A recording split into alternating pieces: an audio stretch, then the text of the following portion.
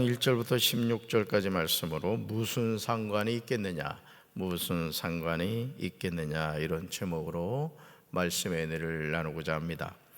엘리후는 욥기 34장 34절과 35절에서 슬기로운 자와 내 말을 듣는 지혜 있는 사람은 반드시 내게 욥이 무식하게 말하니 그의 말이 지혜롭지 못하다고 강조합니다.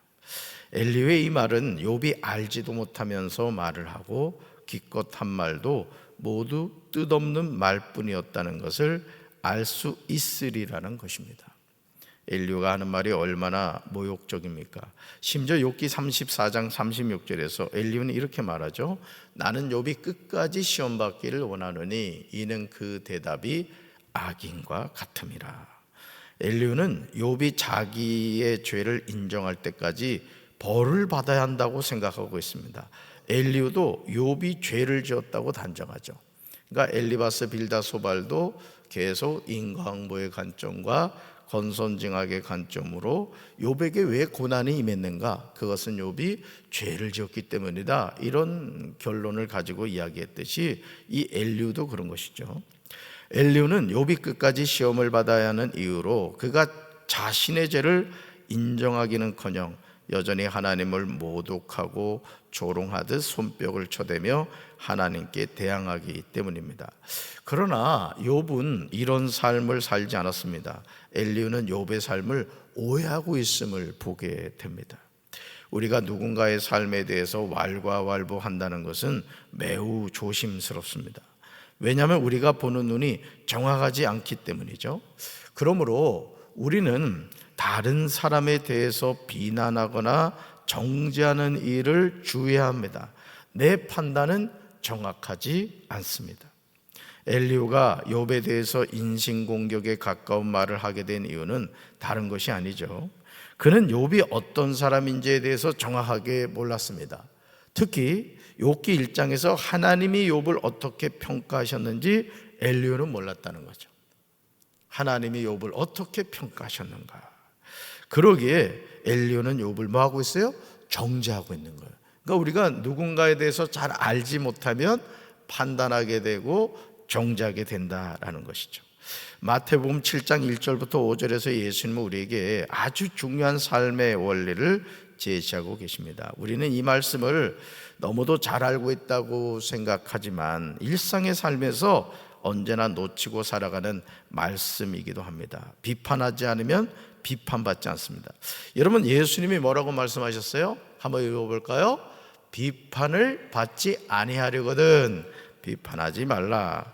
왜냐하면요, 같이 읽습니다. 너희가 비판하는 그 비판으로 너희가 비판을 받을 것이요 너희가 헤아리는 그 헤아림으로 너희가 헤아림을 받을 것이라, 이렇게 말씀하시죠. 예수님은 비판하는 자들에게 이렇게 반문하세요. 같이 읽습니다. 어찌하여 형제의 눈 속에 있는 티는 보고 내 눈 속에 있는 들보는 깨닫지 못하느냐. 그러시면서 물으시죠. 같이 읽습니다. 보라, 내 눈 속에 들보가 있는데 어찌하여 형제에게 말하기를 나로 내 눈 속에 있는 티를 빼게 하라 하겠느냐. 그리고 말씀하시죠. 외식하는 자여, 먼저 내 눈 속에서 들보를 빼어라. 그 후에야 밝히 보고 형제의 눈 속에서 티를 빼리라. 아멘.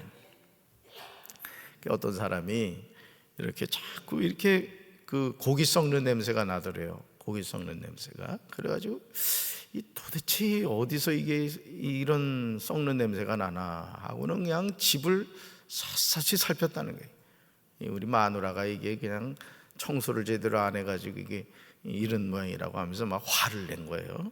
근데 아무리 찾아도 썩는 고기가 보이질 않는 거예요. 그래서 어떻게 하다가 이제 이비인후과 가서 이렇게 검사를 했더니 자기 코 속에 썩고 있더라는 거예요. 그러니까 여러분, 내 코 속에서 이게 그 상처가 나가지고 이 썩는 냄새가 나는데 마치 아내가 뭘 음식을 잘못 얻어 둬가지고 썩는 냄새 나는 것처럼 그렇게 오해하더라는 거죠. 오늘 우리도 마찬가지입니다. 우리가 다른 사람에 대해서 콩나라 판나라 할 이유가 있다 없다? 없다는 거예요. 그래서 욥기 35장에는 이제 엘리후의 세 번째 변론이 나오는데요, 엘리후의 세 번째 변론은 두 부분으로 나눠져요. 하나는 1절부터 8절까지 내용인데 이런 내용이 나오죠. 같이 읽습니다. 인간의 그 어떤 경건이나 공적도 하나님의 보상을 당당히 요구할 만한 권리가 될 수 없다, 이거예요. 그러니까 엘리후가 세 번째 변론을 하는데 두 부분으로 또 나눠지는데, 인간의 그 어떤 경건이나 공적도 하나님의 보상을 당당히 요구할 만한 권리가 될 수 없다. 다른 하나는 이제 9절부터 16절까지 내용인데요, 응답되지 못한 기도에 관한 언급을 하고 있음을 보게 됩니다. 엘리후는 세 번째 변론을 이어가면서 욥에게 이렇게 묻고 있어요. 같이 읽습니다. 욥 어르신, 당신은 계속 자신이 옳다고 말할 생각입니까? 하나님보다 의롭다고 주장을 계속 하시겠습니까? 이렇게 묻고 있는 거예요. 왜냐하면 이 엘리후는 가장 나이가 어렸기 때문에 그래요. 어렸기 때문에. 그러니까 엘리바스, 빌다, 소발이 이제 그러니까 엘리바스가 제일 나이가 많았고, 그 다음에 빌다, 그 다음 소발이었거든요. 그러니까 엘리후는 이 세 사람보다도 더 나이가 어렸던 거죠. 그래서 욥 어르신 하고 이제 얘기를 했던 거예요. 이 부분에 대해서는 욥의 세 친구도 계속해서 욥을 향하여 책망했던 내용입니다. 그들은 욥이 하나님 앞에서 죄를 지었기에 재앙이 임하게 된 것이라고 계속해서 주장했습니다. 그러나 욥은 세 친구의 이런 주장에 대해서 전혀 수용하지 않았습니다. 정말 안타깝게도 엘리후도 이런 관점에서 벗어나지 못했다는 거죠. 그러니까 오늘 우리가요, 신앙생활하면서도 제가 늘 여러분들한테 기도하셔야 됩니다, 또 따라하십시오, 이런 얘기를 많이 합니다만 우리 영의 눈이 열려야 되는 거예요. 아멘이십니까? 그러니까 어떻게 보면 그런 것 같아요. 여러분이 성령 받고 은혜 체험했을 때 뭐가 제일 먼저 바뀌었어요? 한번 돌이켜봐요. 또 그 은혜 가운데 사시는 분들 어떤 그 은혜를 우리가 체험하게 되죠? 바라보는 눈이 달라집니다. 그러니까 너무 평범하게 보였던 것이 다르게 보인다고요. 그래서 여러분들, 사람들이 이게 큰 병을 앓았던 분들이 그 병이 이렇게 낫고 나면요, 인생을 새롭게 살아갑니다. 나는 자연인이다. 혹시 우리 프로그램 좋아하시는 분들 이렇게 보시면 그 나는 자연인이다 거기 나오는 분들이 다 이야기가 있고 스토리가 있어요. 여러분, 가족을 떠나서 산중에 가서 산다는 게 쉬운 게 아니잖아요. 근데 거의 죽을 병이 걸렸다거나 이제 사업에 완전히 실패해서 더 이상 삶의 의욕을 잃어버렸다거나, 그런 사람들이 자연 속에 들어가 가지고 인생을 새로 발견하는 거죠. 그러면서 삶의 의미를 찾고 자신의 삶을 되돌아보고 이제 어떤 전혀 이전과 다른 어떤 삶의 모습으로 살아가는 것을 보게 됩니다. 오늘 우리도 마찬가지이죠. 우리가 하나님의 자녀로 살아가면서도 우리가 이 세상을 바라보는 관점이 바뀌어야 되는 거예요. 저는 우리 사랑하는 성도 여러분들이 여러분의 삶에 대해서 항상 믿음의 눈으로, 은혜의 눈으로, 축복의 눈으로 바라볼 수 있게 되길 주님의 이름으로 축원합니다. 욥기 35장 6절과 7절에서요, 엘리후는 이런 자신의 관점을 강조하고 있어요. 같이 읽습니다. 그대가 범죄한들 하나님께 무슨 영향이 있겠으며 그대의 악행이 가득한들 하나님께 무슨 상관이 있겠으며 그대가 의로운들 하나님께 무엇을 드리겠으며 그가 그대의 손에서 무엇을 받으시겠느냐. 아멘. 이 파란 글씨 잘 보세요. 그대가 범죄한들, 이 그대가 누구예요? 욥이란 말이에요. 또 그대의 악행이 가득한들, 그대가 의로운들, 그죠? 욥이 범죄하고 욥이 악행을 행하고 욥이 의롭단들 하나님과 무슨 관계가 있겠느냐, 이런 얘기를 하고 있습니다. 지금 엘리후가 말하는 욥이 범죄한들에서 범죄는 가상적이 아닌 것이죠. 이미 욥이 하나님께 죄를 지었다고 단정하고 있는 완료적인 겁니다. 즉 과거의 범죄가 현재 그 영향을 미치고 있는 것을 가리키죠. 따라서 이 말은 욥이 이미 범죄했다는 거예요. 그러니까 욥을 향하여 너는 죄를 지었어, 너는 하나님 앞에 범죄한 거야, 그래서 네 삶에 지금 이런 고난이 임한 거야, 이 얘기를 하고 있다는 거죠. 얼마나 끔찍한 말입니까? 하나님이 사탄에게 뭐라고 말씀하셨어요? 같이 읽습니다. 내가 내 종 욥을 주의하여 보았느냐 하시면서 그와 같이 온전하고 정직하여 하나님을 경외하며 악에서 떠난 자는 세상에 없다. 아멘. 여러분, 내가 내 종 욥을 주의하여 보았느니라. 누구 종이래요? 하나님의 종이래요. 하나님의 종. 그러면서 욥과 같이 온전하고 정직하여 하나님을 경외하며 악에서 떠난 자는 세상에 없다는 거죠. 그런데 욥의 세 친구는 욥을 뭐라고 얘기했어요? 아주 나쁜 죄인이라고 얘기했다. 너 하나님 앞에서, 사람들 앞에서는 의로운 척했지 하나님은 속지 않으신 거야. 그래서 너는 지금 벌 받고 있는 거야. 근데 지금 엘리후도 그런 얘기를 하고 있는 것이죠.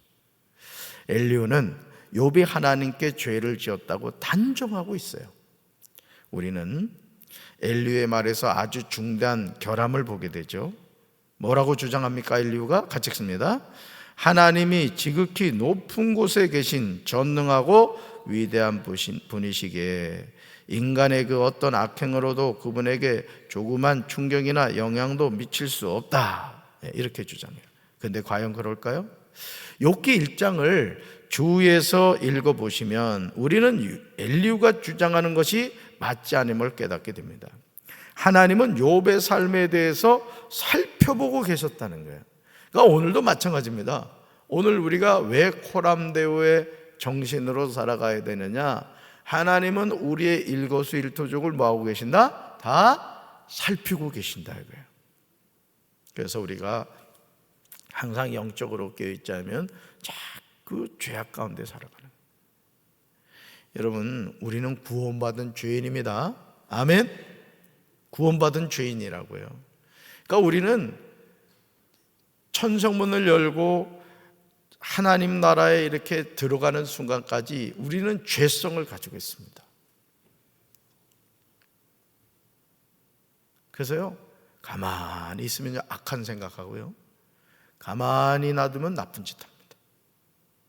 그래서 우리가 이 새벽기도 나와서 하나님께 예배를 드리고 또 우리가 주일 성수를 하고 예배 참여해서 하나님의 말씀을 듣고 은혜를 받아야 되는 이유 중에 하나가 뭐냐면, 여전히 나는 구원받은 죄인이기 때문에 가만 놔두면요 우리는 죄를 짓게 됩니다. 여러분, 그래요 안 그래요? 그렇습니다. 그래서 사도 바울이 오라 나는 공관자로다, 이 사망의 몸에서 누가 나를 건져내려 그랬단 말이에요. 그러니까 우리는 끝까지 누구 바라봐야 돼요? 하나님 바라봐야 돼요. 할렐루야. 여러분, 하나님은 욥의 삶에 대해서 살펴보고 계셨는데 사탄에게 뭐라고 말씀하세요? 내가 내 종 욥을 주의하여 보았느냐. 무슨 말이죠? 하나님이 주위에서 보신 거예요. 우리가 범죄할 때 하나님은 마음 아파하시죠. 우리가 의로운 삶을 살아갈 때 하나님은 기뻐하십니다. 왜냐하면 하나님은 우리 아버지가 되시기 때문에 그렇습니다. 자녀가 잘 되면 가장 기뻐하는 사람이 부모입니다. 자녀가 잘 되면 부모님은 힘이 나죠. 그래서 이번 그 주일 저녁이었나? 저희 딸이 그 감사원금을 드렸잖아요, 그죠? 네. 제가 그걸 보고는 감동이 돼요, 감동. 뭐라고 또 써놨어. 지웠다가 썼다가 막 그랬더라고. 여러분, 이 아빠의 마음은 그런 거거든요. 아니 뭐 하나님께 그 헌금하는 게 뭘 당연하죠. 그런데 이 녀석이 이런 마음을 갖고 있구나, 그런 마음에 이 아빠가 감동이 되는 거예요. 여러분도 마찬가지입니다. 여러분 누구 자녀예요? 하나님 자녀라. 그러니까 하나님께 감동을 드리시라고요. 아이고, 우리 아무개 권사가 나를 향해서 이런 마음을 갖고 있구나, 어쩜 이렇게 이쁜지. 하나님 그런 칭찬을 들어야지. 그냥 꿀밤이라도 한 대 때리면 되겠어요, 안 되겠어요? 그러면 안 되지. 사랑받는 자녀가 되지. 할렐루야. 그러므로 엘리후는 하나님을 높은 보좌 위에만 계신 분으로 인식하고 있는 거예요. 천지 창조를 하신 이후에 사람들이 어떻게 살아가는지 전혀 관심이 없는 분으로 묘사하고 있습니다. 그러나 하나님은 역사를 친히 주관하시는 분이에요. 이게 바로 이신론이거든요. 그러니까 하나님은 이 세상 만물을 다 창조하신 이후에 관망하고 있다는 얘기예요. 팔짱 끼고. 그러면서 역사에 관여를 안 하신다는 거예요. 여러분, 하나님 그렇습니까? 그렇지 않아요. 우리가 자칫 착각을 하면은 이 세상 이 돌아가는 것에서 하나님을 자꾸 배제하려고 그럽니다. 근데 아니에요. 하나님은요, 들에 꽃 하나 피는 것, 하늘 날아가는 새 한 마리, 하나님이 다 주관하시는 거예요. 아멘이십니까? 우리가 이 믿음의 고백이 없으면요, 불신앙 가운데 살아가는 거예요. 그래서 에이, 뭐 되는 대로 되는 거지 뭐, 유전무죄, 무전유죄, 우리 이런 생각에 빠져 살아간단 말이죠. 그러나 하나님은 역사의 주관자이신 줄로 믿습니다. 그러므로 엘리후가 말하듯이요, 이게 잘못된 거예요. 같이 읽습니다. 욥이 죄를 지었다고 해도 욥과 다름없는 사람에게나 손해를 입히며 욥이 의로운 일을 했다고 해도 그것은 다만 사람에게나 영향을 미칠 뿐이다. 여러분, 말이 돼요, 안 돼요? 아니라는 거죠. 왜냐하면 하나님은 욥의 삶을 살피셨기 때문에 그렇습니다. 그러니까 여러분, 하나님이 내 삶을 살펴보고 계신다는 것이 마치 내가 어떤 그 감옥 속에 갇힌 것 같은 그런 느낌을 받을 수가 있을 겁니다. 그러나 반대로 생각할까요? 하나님이 나를 살펴보신다는 것은 무엇을 말할까요? 나를 보호해 주신다는, 지켜주신다는. 여러분, 이스라엘 백성들 광야 40년 동안 낮에는 구름 기둥으로 밤에는 불 기둥으로 이스라엘 백성들을 이끌어 주셨죠. 구름 기둥이 움직이면 이스라엘 백성들을 움직였고, 구름 기둥이 성막, 회막 위에 머물러 있으면 이스라엘 백성은 머물러 있었어요. 여러분, 뭘 우리에게 말씀해 주는 걸까요? 우리 인생은 하나님이 가라고 하면 가는 거고 멈춰서라고 하면 멈춰서는 거예요. 우리가 이 세상을 뭐 천년 만년 살지 못하잖아요. 하나님이 오라고 하면 다 내려놓고 가는 거예요. 아유, 하나님 저 바빠서요, 일 마치고 갈게요. 하나님 그러지 않아요. 그냥 부르면 가는 거예요. 아멘이십니까? 그래서 우리가 그 하나님이 나를 지켜보신다는 것이 우리에게는 안심이 되고 평안이 되고 기쁨이 되고 감사가 되는 거예요. 할렐루야.